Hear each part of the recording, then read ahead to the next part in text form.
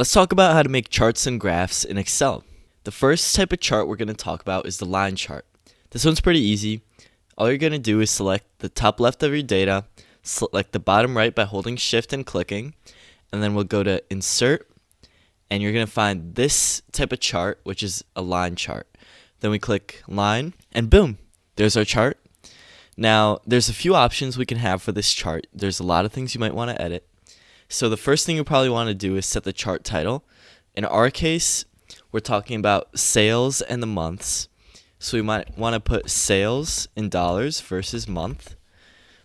And then on top of that, you can go to this plus at the top right and add elements to the chart. So one thing you can do is add axis titles. So here we can label this as the month for the x-axis and the sales in dollars for the y-axis. There's also a few more options you can change. For example, you can add data labels, which will add numbers to each part of your graph. You can also add a data table to have the actual numbers within the graph component. You can have error bars, a legend, which will label the different lines in your graph. So if you had multiple sets of data, then you would have a legend which would label each part of the data. So for example, you can also click on select data here, and you can go to edit, and this will allow you to change the series name. So let's say we wanted to name this sales data. We click OK, and now on the legend, this is labeled as sales data. You can also add a trend line, which will make this dotted line appear for the general trend of the graph. And you could have up and down bars.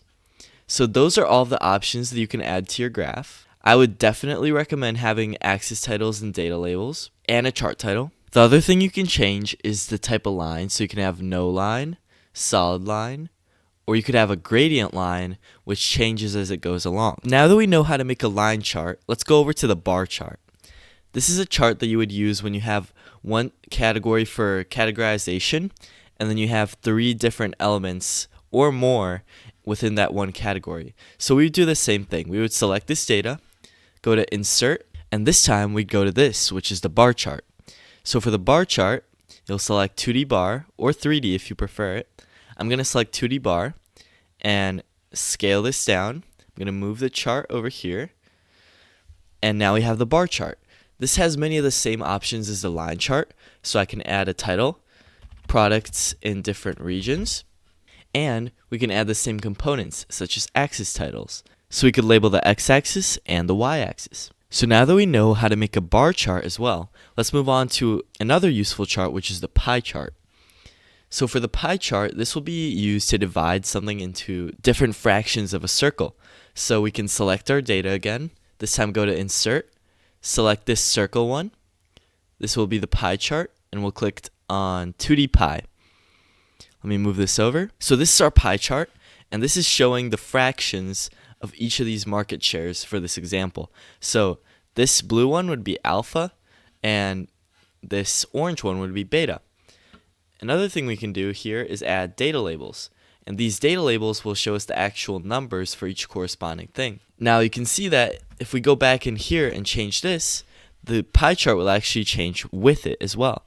So that's the useful thing about connecting charts to your data. With the pie chart, there's a lot of different customization that you can do.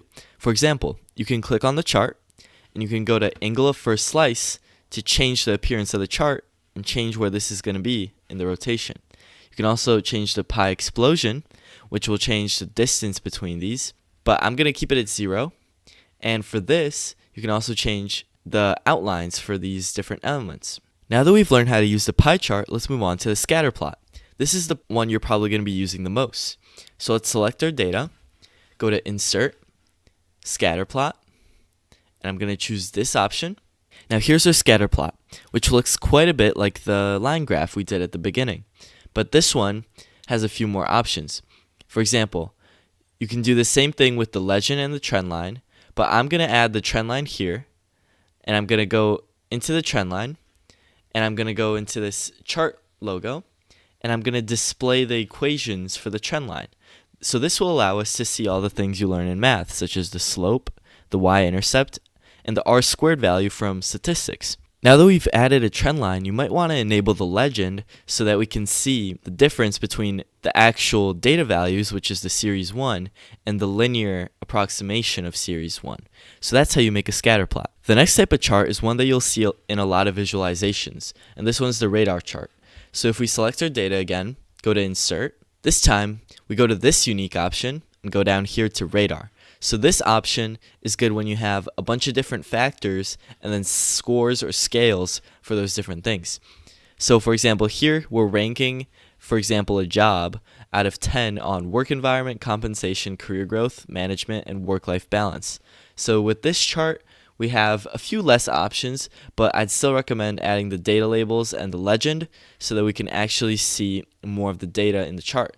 And always remember to title your charts. Now that you've learned how to add the most important charts and graphs in Excel, I'm going to leave you with this set of data to determine what type of chart would be best fitting for this set of data. I want you to let me know in the comments and let me know if you have any questions because I'll be sure to reply.